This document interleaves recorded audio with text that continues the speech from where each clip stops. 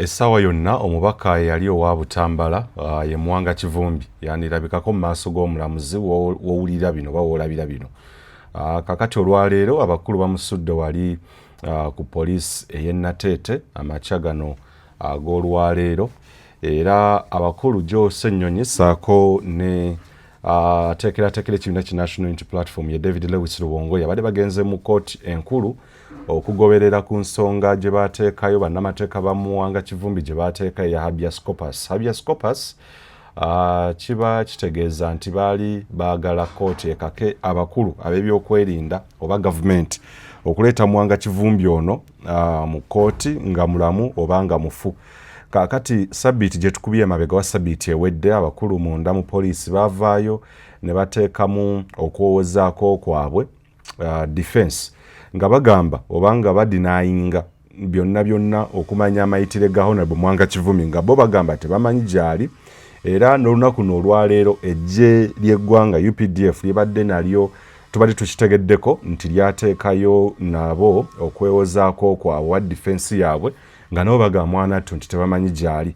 Kaakati amakya ga leero Ssenyonyi yakulira oludda oluvuganya munda mu Parliament ssaako ne Secretary General badde bagenze ku High Court okugoberera ku nsonga y'okuleeta Muwanga Kivumbi mu kkooti nga mulamu oba nga mufu, naye ate babadde bakyali mu kkooti ne bakitegeera nti ate Honorable Muwanga Kivumbi gwe babadde beetaaga nga mulamu oba nga mufu nti bamusudde wali eri ku poliisi ey'e Nateete.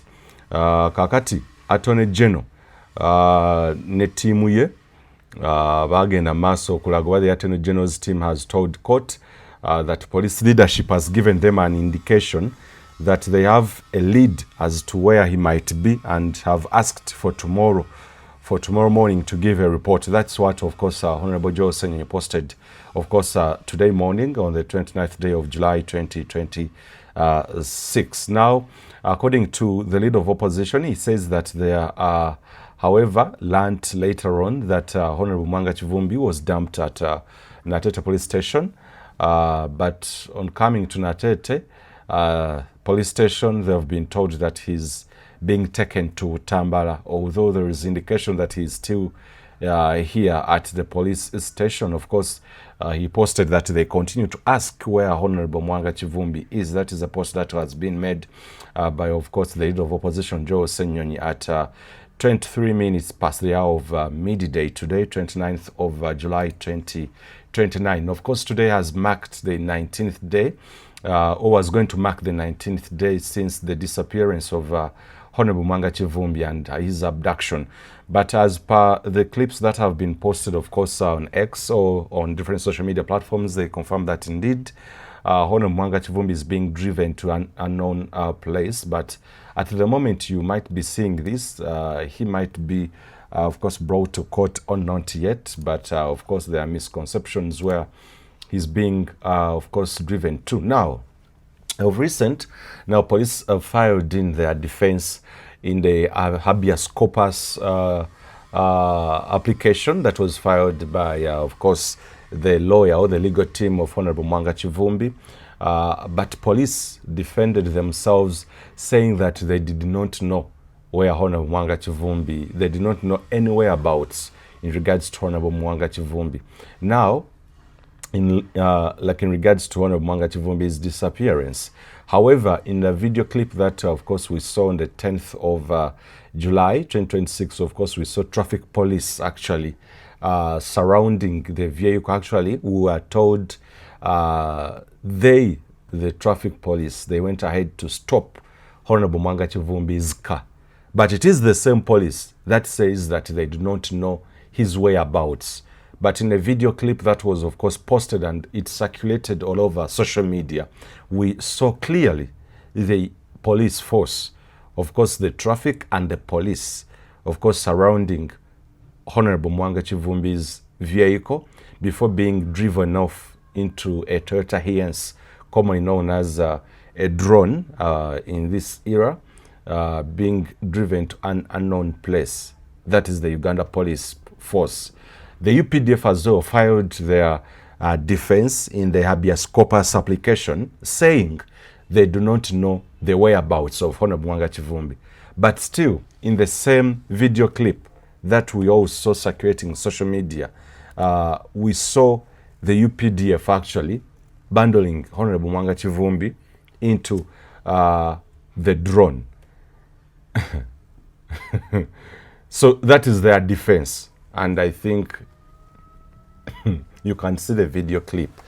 They said they do not know his whereabouts. But 10th July, we saw police, of course, stopping Honorable Muwanga Kivumbi at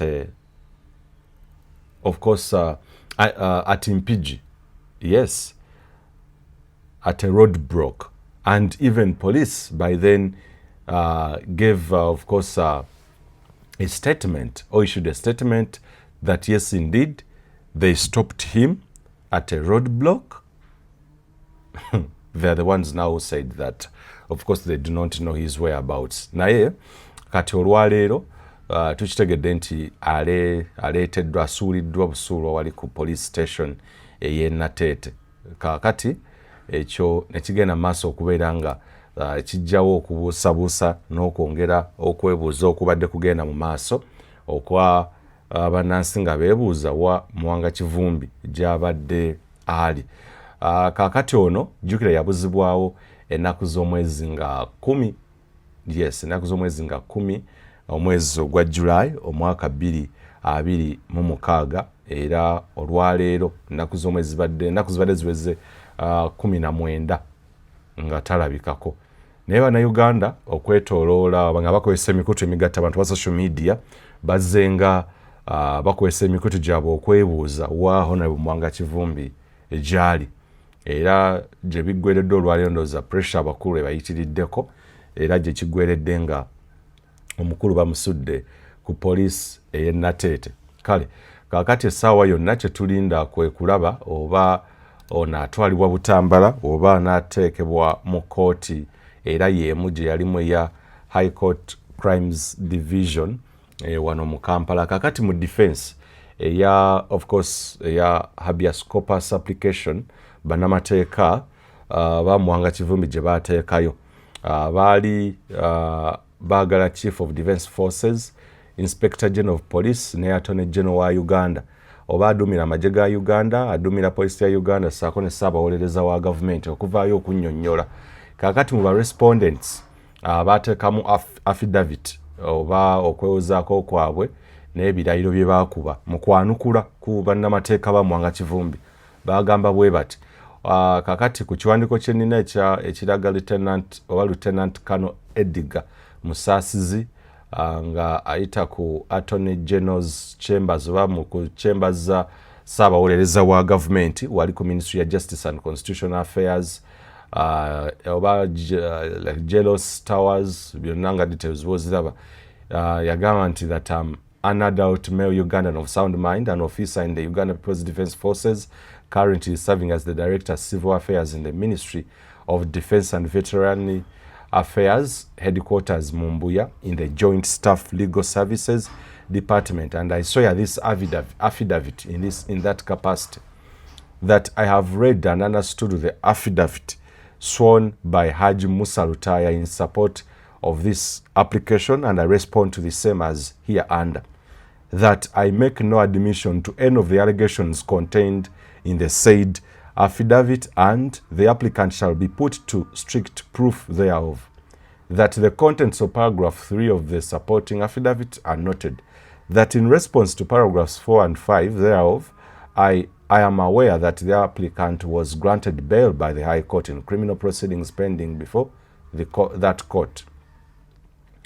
That in response to the paragraph 6 of the supporting affidavit, I categorically deny that officers of the Uganda People's Defence Forces abducted or unlawfully detained the applicant as alleged.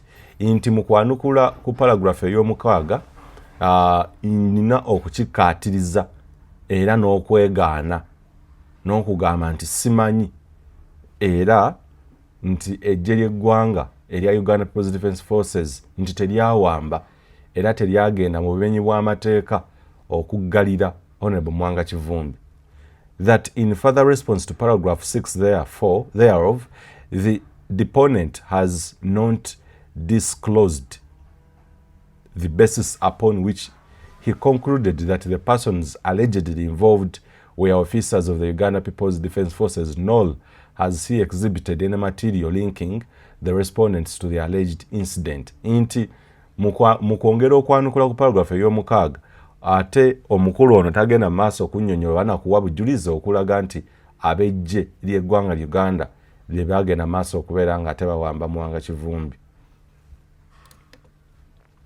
That in response to paragraph 7 of this supporting affidavit, I know that the allegation that the applicant is being held incommunicado is unsupported by any evidence demonstrating that he is in the custody of control of any of the first respondent. Inti tewali bujulizi bwonna ono awaaba bw'awadde okukakasa nti oba obulaga nti ali mu custody yaffe ng'abannamagye. That the contents of paragraph 8 are denied in total and the applicant shall be put to strict proof thereof.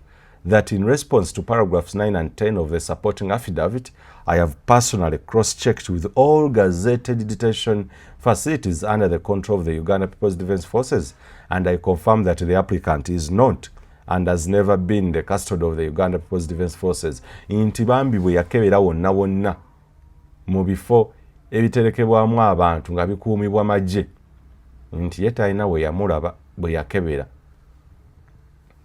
That in further reply to paragraphs 9 and 10, I know that the applicant has not provided any proof whatsoever, whether documentary, testimonial or otherwise, demonstrating that the first respondent has him in his custody as is required for the issuance of a writ of habeas corpus.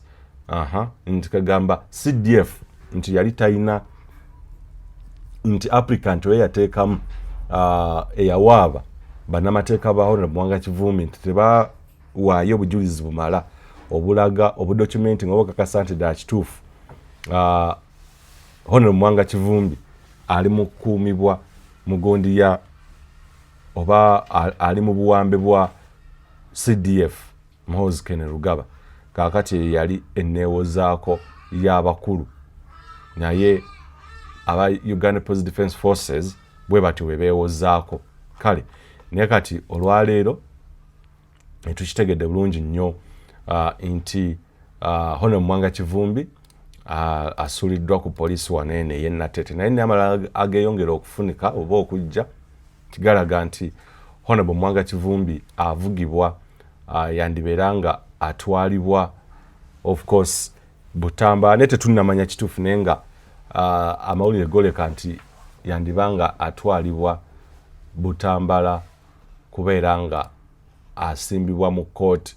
Amawulire ebijja bwe bigenda maaso okubeera nga ate byoleka oba nga biraga, naye nga olwaleero kyekyo kye mbadde nnina okubeera nga nkutegeeza nti Honorable Muwanga Kivumbi asuuliddwa wali ku poliisi ya Nateete era kitegerekese nti atwalibwa ku kooti e Butambala era gye boolekera essaawa eno bye bigenda maaso bye nninza okubeera nga ate nkuwa kaakati nga bw'olina okubeera nga ate era obifuna. Kale kaakati essaawa yonna yatwandiraba ate ekiddako ogenda kubeera nga obifuna wano ku mukutu gwa Uganda Eyenkya. Kale oli nange muzzukulu wa Gabo nga Moses Wamala twagala ate okwetegereza bulungi nnyo ki ekigenda okuddako mu kaseera kano kennyini oba omukulu bamutwala Butambala ye oba nedda. Kale kati ka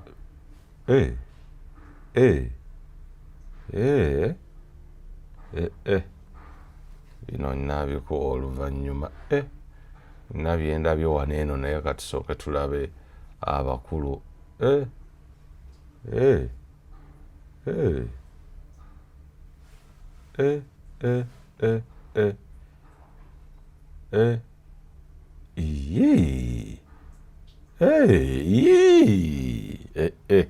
bannange bino katujje nabyo anzije neeno infa ate endala bino bikanga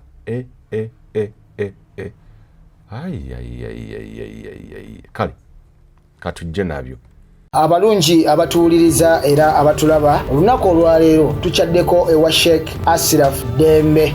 Sebo nsanyusa okubalaba. Amannya agange Yeze Sheikh Asiraf Dembe akola ku bizibu by'enjawulo. Omuntu singa aba alina ebirwadde tumusomereddwa, tumuwa amazzi ga lukuya nga bw'obadde ogalaba, tugenda abantu ku kyoto ne twokya emizimu emibi egibabaamu n'okulomba edduwa. Abantu singa abeera ng'ali wano atuuse sobola okumulombera edduwa, ne waba atatuuse nga mpadde amannya ge naye ng'ali wala. Neetaase enamba yange yeeno eri 0707363711. Nammwe bannyinaffe abali ebweru oyagala okuba nti oyagala okulombera ku dduwa ng'olina ebizibu, viza zibuze, amaka gakolongotana, sente zikola zimpita mu ngalo, ojja kumpeereza ekifaananyi kyo n'amannya go, ebyo byokka bijja kummala. Nja kukulombera edduwa, ojja kutereera. Olunaku olusembayo mu mwezi mba n'edduwa eyawamu ffenna n'abalwadde bange abakadde n'abapya. Salaamu alaikum warahmatullahi wabarakatuh.